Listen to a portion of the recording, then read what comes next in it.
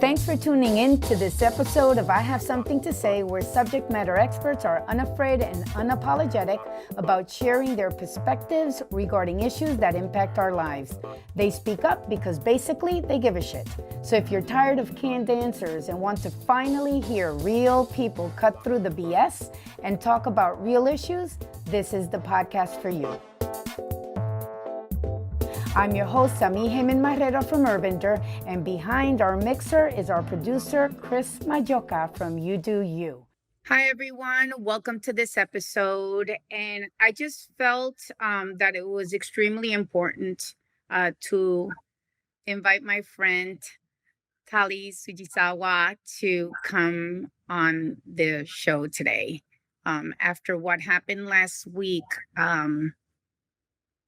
I struggled to reach out to her the day that the women were attacked and murdered in Atlanta, Georgia, in a senseless act of violence that was clearly rooted in hate, and against Asian people and against women also particularly. And I called Thali the next morning because I just couldn't call her that day because I knew I was going to lose it. And it was not my place to lose it when she was probably, and we talked about it, right, Thali? I'm so sorry that these are the circumstances, that we're having this conversation. But, these are conversations that need to be had. And I know that you've always, your work, and I can't say your life's work because you're still very, you're young compared to me. You're like my little sister, and I see such a bright future and all the amazing things that you're going to do, but so far you've really dedicated your life and every single day to building equity and understanding and safe spaces. And oh my God, I don't want to get emotional, but you just do the work. And last week when this happened, I thought of you and other friends, but I had to talk to you in the morning because I just felt so hurt because I'm like, you do so much, and I knew how you were feeling. I just knew, and I just had to, hear you out. And anyway, so I'll shut up now. And I just want you to share, how you felt and, your background and, your truth and what matters and all of that good stuff. So anyway, I'm sorry. Don't be. Well, first of all, thank you so much for inviting me. Well, for calling me last week. And yeah, it's been hard. I feel like over the days I've been getting better and feeling stronger, but it hits home so bad. And I just really appreciate being here, not representing any organizations, just being me, just being a friend, being a voice, being someone who cares. I think that's so important. And I often say that, I'm not a specialist on anything. I'm a specialist in my own story and my own experiences. So you will rarely see me quoting books or articles because I really speak based off my experience and my feelings and what I've gone through and what I still go through. Being biracial, being a Latina, Asian woman back in Brazil. I was born and raised in Brazil. My mother is Brazilian, my father is Japanese. I am the second generation of Japanese immigrants in Brazil. My mom, the first Brazilian to join my dad's family, coming from a dismantled family. She was orphaned at the age of 4. So married my dad very, very young at 17, and basically lived all together with my dad's family. They were very poor at the time, and I grew up in this duality, right? My mom being the first Brazilian in the family, and the family being so rooted in Japanese culture. I grew up listening that, I was mixed and that was not pure Japanese. Um, but then I would go to school or meet with my Brazilian friends, and then with them, I was not Brazilian. Mm. I was the Jap or the Japanese girl or the Asian or whatever eyes or, just nicknames. And you say I'm young, but I'm reaching for that here. Well, Uh, and at that listen, I'm 10 years older than you, so time, that's a yeah. that's a large enough gap for me to say, "Oh my goodness, if I was 10 years younger right now." No, I feel like the upbringing and how to deal with bullying and with racism was the same. Yeah. Um, on the Asian side, it was always like you just ignore it. Ignore it. It's nothing. Take the high road, or you know, just just let it go. It's whatever. It's gonna keep happening. So if you care about it, then it's just gonna be bad for you because it's gonna keep happening. Because here we are in this country where they embrace this, but not really. You know, Mhm.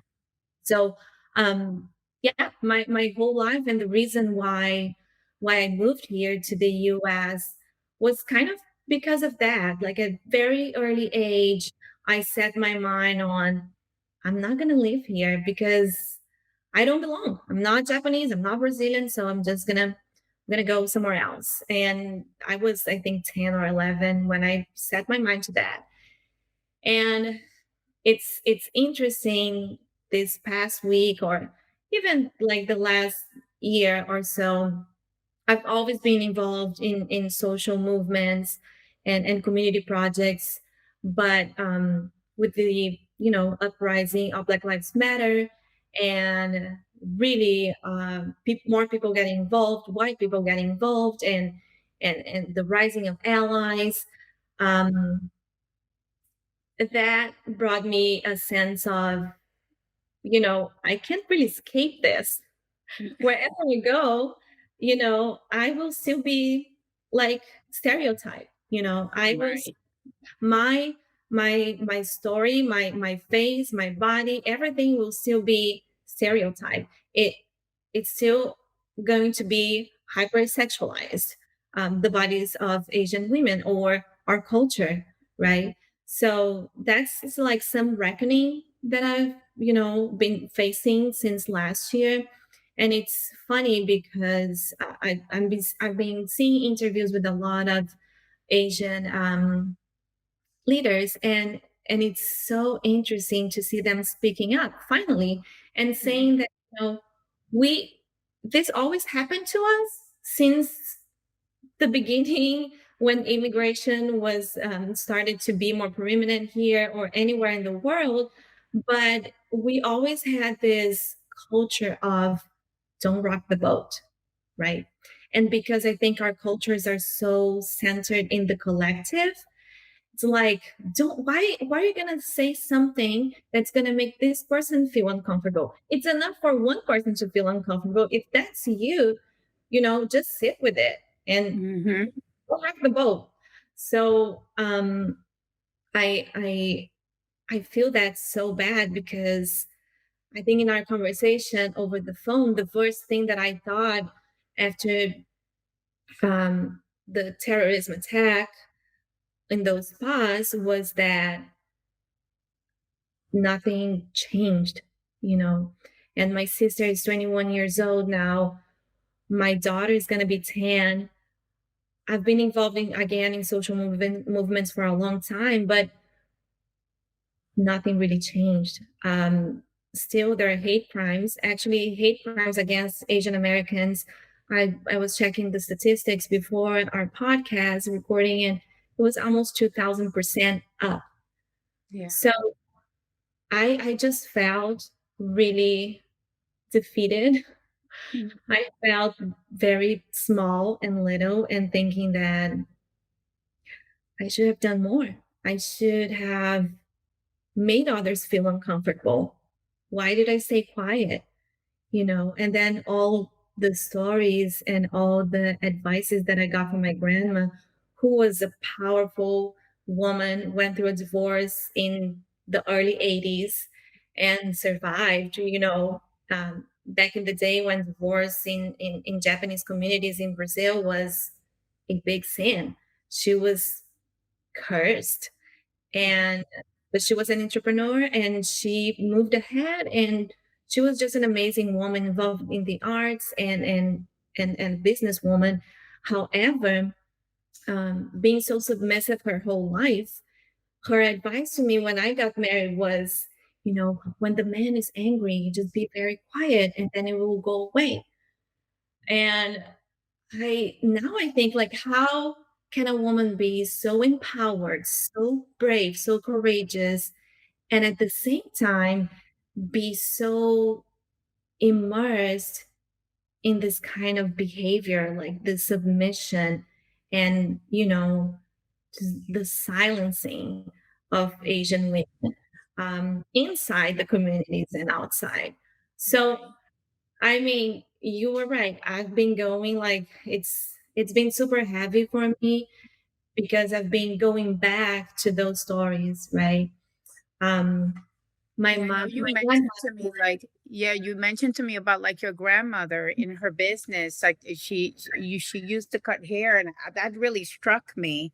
How yes, you, because I it brought a visual to me about what that, and it made me feel you describing it, I can't even imagine how she felt. yeah. Yeah, so could you share So that? she taught my mom, right, how to do hair, how to cut hair.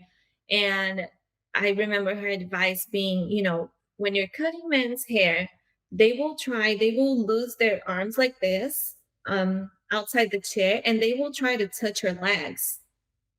They will try to touch you. But what you have to do, just move quickly to the other side and don't make eye contact because you don't want to lose a client over this. Yeah. So I, you know, when do a barber needs to follow an advice like this? Yeah. Yeah. So it just hit me, and I'm like, what did I do to change this? I just again took it very personally, thinking about the next generations, right? Thinking about my sister and my daughter. And I'm like, men are still going in spas because what, they had a bad day? Is that the explanation? And then he shot 6 women. Yeah. Hmm. And we don't, and what, for the weekend, what I was most appalled and sad about is that what what are their stories? Who's gonna tell those stories? Who were those women? Hmm. So it's just so easy for Asian women to be small and invisible and, just smile and keep going. And this needs to change. It's, Yeah. you know, maybe it's taking me 4 decades, but Yeah. enough. Yeah. Smiling, making eye contact, and just, being silent. And, Mhm. and, and I do feel like that's actually what my grandma is expecting of me. you know, Mhm. um, looking from up there to me, I feel like that's what she's expecting of me. She did what she had to do. She gave me her good advice because, I think that's the best she could do. But She wanted you to survive. That's yeah, why. Yeah. yes. But I think if she's seeing me now, which I think she is, she's expecting exactly this from me. So yeah, Yeah. it's been a crazy Yeah. wild Yeah. days since Yes. people Yeah. think. And I know that, those are very subtle, how do you say, advances or aggressions, right? And violations to, your sense and your identity, like what you described with your mom and grandma cutting hair, and and having, those experiences, and that sense of, okay, the remedy is avoidance, right? So you Yeah, scurry around it, and you don't make eye contact, and just pretend it's not there. But you have experience also very direct, comments, even in like serious meetings and stuff about, your combined, your blended heritage, right? Because you shared that with me. And Yeah. I was like, what? Like, I couldn't believe it. Like, please share, because the thing is, people don't realize how insulting and aggressive, and how hurtful words can be, and yeah, so because you mentioned to me about how when someone found out that you were half Brazilian and half Japanese, what was the like knee jerk reaction you got It was an older man, older in a Caucasian man meeting, right? In a in meeting. in a meeting, and he said, "Oh, that's the best of all worlds." And it's not really what you say, but the way you say it as well. It's both, right? But also your intonation says a lot. So I'm just always struck by it. And I was talking to one of my Asian friends who went through something even worse, like comments in a work meeting too. And she called me afterwards and she was like, I should have said something, but I just froze. Like, Hmm. I don't know why, but I just froze. And we were discussing, it's like I feel so bad that I didn't say anything. Like I know the speech, I know what I should have said, and still like Yeah. I didn't say anything. And I'm like, it freezes us because we're just so used to being silent. We're used to Yeah. that. Yeah. We're used to thinking, okay, going to this meeting, majority of men, so maybe I'll just, cover my body more. So yeah, and comments, stereotyping comments for me that I receive usually when I share about my culture, my heritage, being Brazilian Japanese or Japanese Brazilian. It's usually the worst, like, oh, I wish it's my dream to go to Brazil and go to Carnival. Or it is, I love Japan, I love manga, I love the culture. So everything, they're not complimenting our biodiversity, they're not complimenting our, food. No, they're talking specifically about cultural events, but that are completely and directly focused on women's bodies. Right. So They're sexually charged. Yeah. yeah, Yeah. yeah. Yes. Uh-huh. So um, It's yeah, disturbing, isn't it? It's disturbing and absolutely gross. That's, it yeah. Yeah. is. It really is.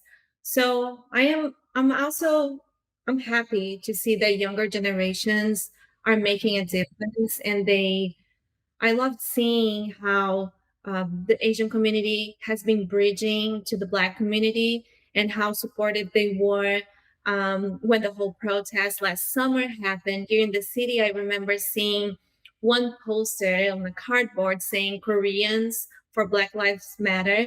And Mhm. that just like filled up my heart because, Mhm.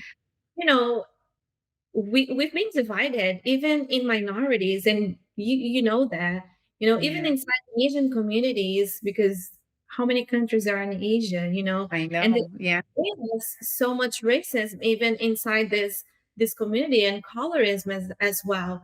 So Mhm. to see that younger generations are standing up and saying, enough. And I think it was either Friday or Saturday on Black Lives Matter Instagram account, they also posted something about supporting Asian American Pacific Islanders community. Mhm. So I'm like, finally, I think we're finally getting that, it was on the interest of whiteness to keep us separated, to keep Right. us divided, to keep us, fighting against each other, fearing each other, and Mhm. I love that this veil fell, maybe Yeah. not older generations were still somewhat um conservatives, but And it, guarded yeah, too. unguarded, they have gone through so much, don't really blame them, but Yeah. um, it is wonderful to see that younger generations are speaking up and are really making a difference. So I am what I'm positioning myself is just like tell me what you need. I'm right here. I'm Exactly. really Yeah. good with joining things and like just throw things at me and I'll do my Yeah. best, to Yeah. tackle and help with in any capacity, that. Absolutely. Oh, yes, totally, totally. Because that's the kind of person you are.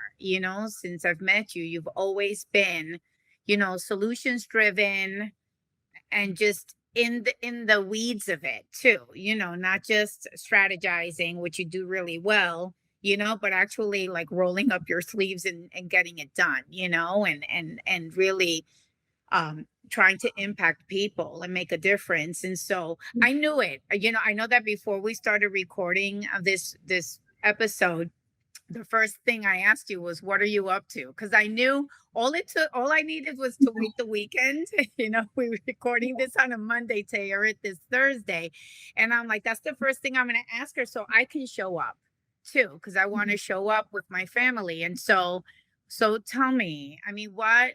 I know that that those first 24, 48 hours were hard, and thank you for allowing me to share on LinkedIn and Facebook, your poignant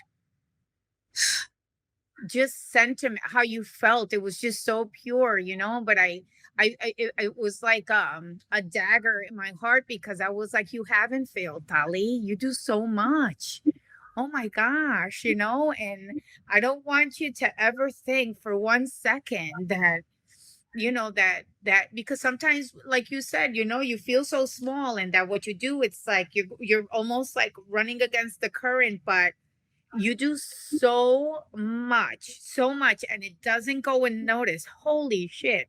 It's like whoever knows you, like, really knows you. I think that's the best part of it, that you show up always in your full power and always giving, your full self to whatever you put your mind and your heart and your talents into. And that shows. And I think that that's the biggest thing that you contribute, is that you model human behavior like nobody's business. Like, really, So that said, what are you up to? What are you up to? Because I'm showing up, and of course, this is gonna, when we post it, I'm still gonna post it. Send me the information, because I'll share it before this airs. But this is what we need to do, right? Is just take action. And so, what have you decided to do? Ay, Semi, you're so kind. You say those things, and I'm like, who is this person? She's Well, so you don't see it, but everybody else does, and I know Chris is behind the scenes. He knows you really well too, and so, yeah, you don't see it, mama. But yeah, yeah. Anyway, so what are you up to? Because I yeah, know you that well, that I knew the weekend yeah, pass, she's up to something. So I just need to ask, where do I show up, right? So yeah, tell me, what yeah. what are you doing? My friend Shelly Wong, who is Mayor Damin's special assistant for bridging the Asian community in Orange County, I reached out to her and I said, what are we doing?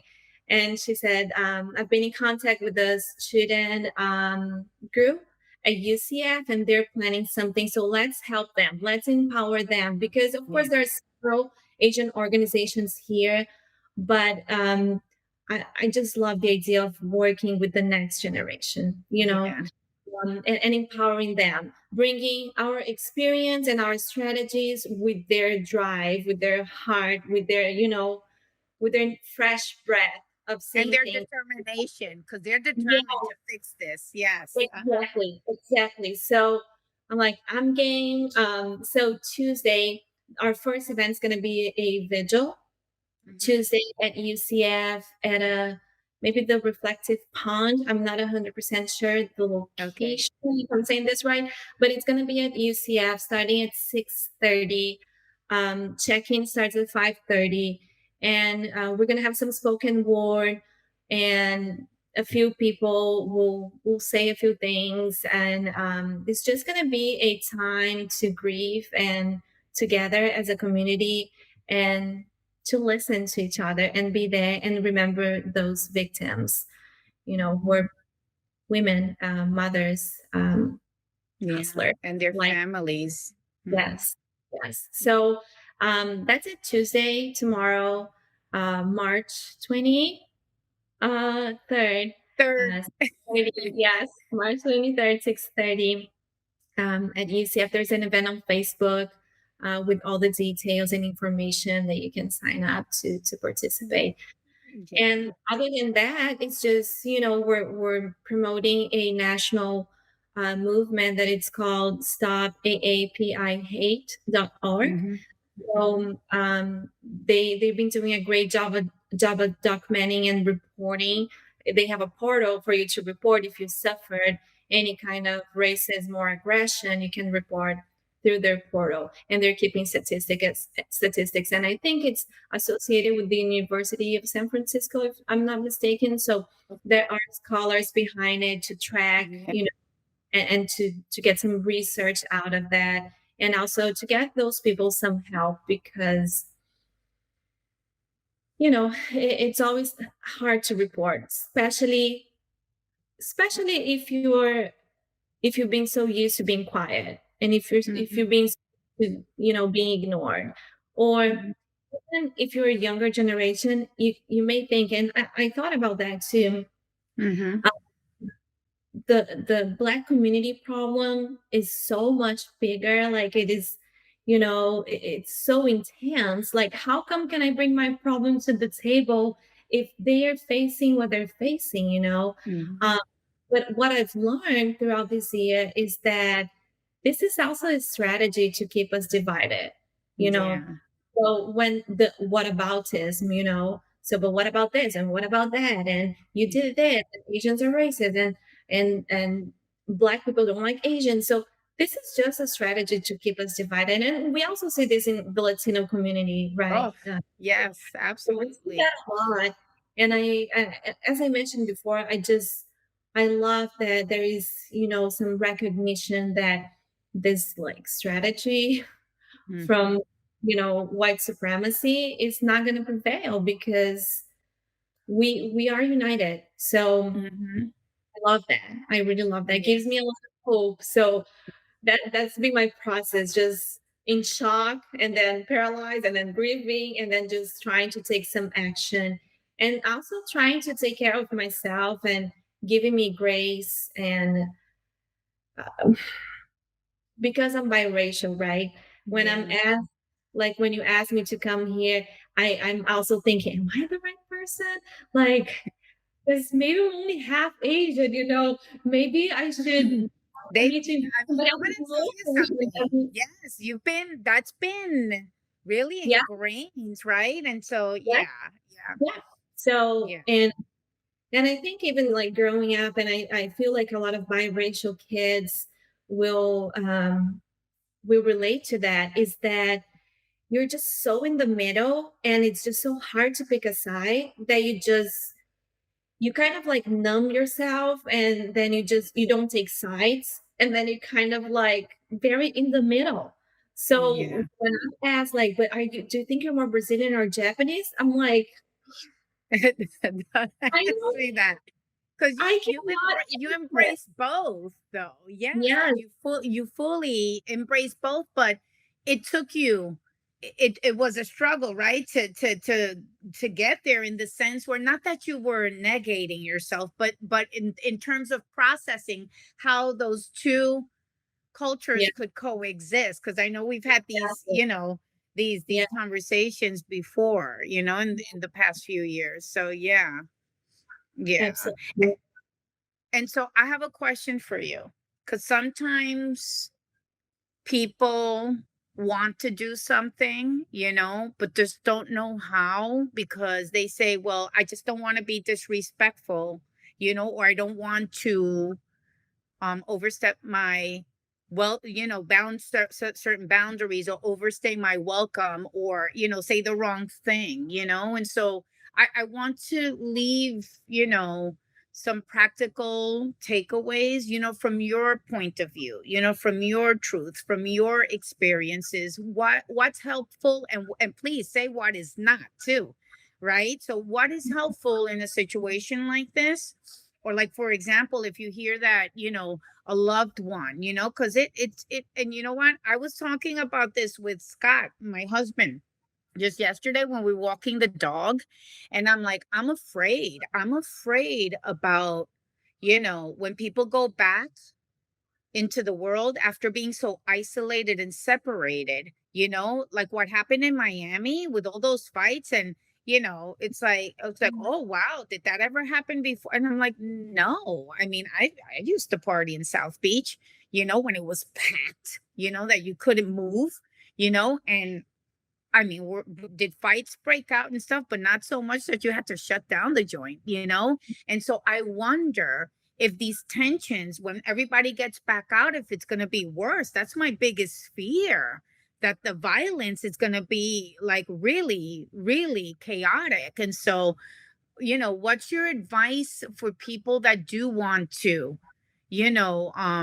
connect and create positive relationships and put positive energy into the world and be supportive and be not only an ally but an accomplice, to equity and to nonviolence and to, what I'm saying? So what do you do and what don't you do? If you could help me out with that regarding the Asian Yes, yeah, community yeah. specifically, from the equity lens from a Asian standpoint. Mhm.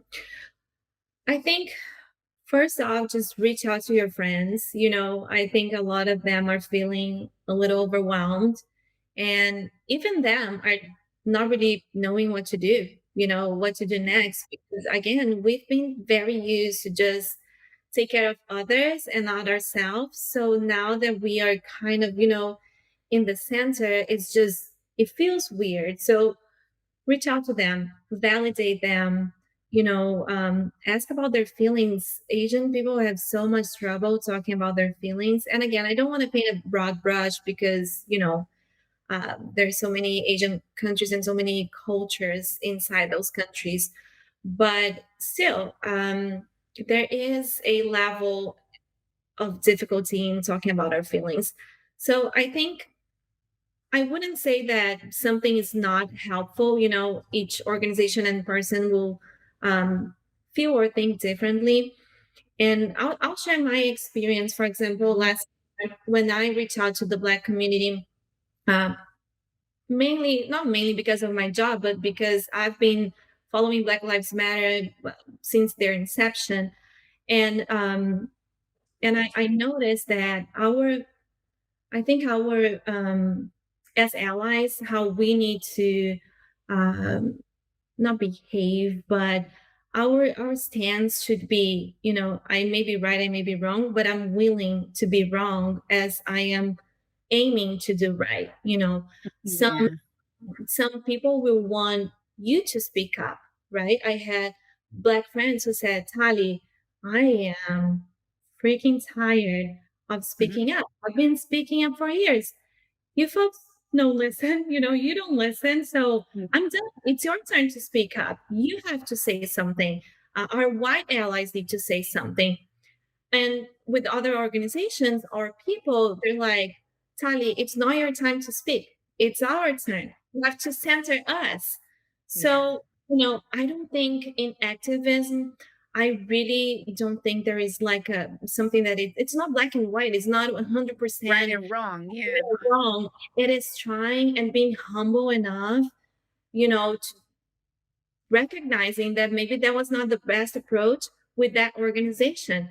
And I'm not saying, you just go with your intentions and you don't do your studies or work, but do your studies, do your work, and show up in your best capacity, but also be ready to receive some criticism and don't let that break you. Don't be Mhm. fragile. Yeah. If you're why it is a tough job. It is very uncomfortable, right? Even to recognize in ourselves where we are perpetuating those behaviors and those comments and those conversations, in Mhm. friends barbecues or in galas, wherever you are, in workplace, at your kid's school. So it is very uncomfortable work. So my advice, if I can give any, is just be ready to be uncomfortable and be ready to, um, not be right all the time. Yeah, totally, totally. I think for me, it's been helpful just to ask questions, but not Yeah. ask questions based on assumptions. It's or like, Mhm. how do you feel? So I don't want to assume you feel something. It's like it's more like, what do you need from me? How Yeah. can I, so that way it's a more broad question, Mhm. but then you need to then show up. Yeah. Don't say how can I help, and then say, well, I have plans on Saturday, so I'm not sure I'm Yeah. gonna be able Right. to. Exactly. Exactly. Exactly. So you Yeah. just have to be, yeah, real about it, right? Yeah. And authentic. But sometimes it doesn't take much. Friday, I invited a couple of friends to just have ice cream. Like, Mhm, want to just go meet outside and eat ice cream, and mhm, of course, we talked about what's happening, but at the same time, it was just good to be out eating ice cream and connecting with someone who cares. It comes down. I saw this quote that the only way to survive is by taking care of each other.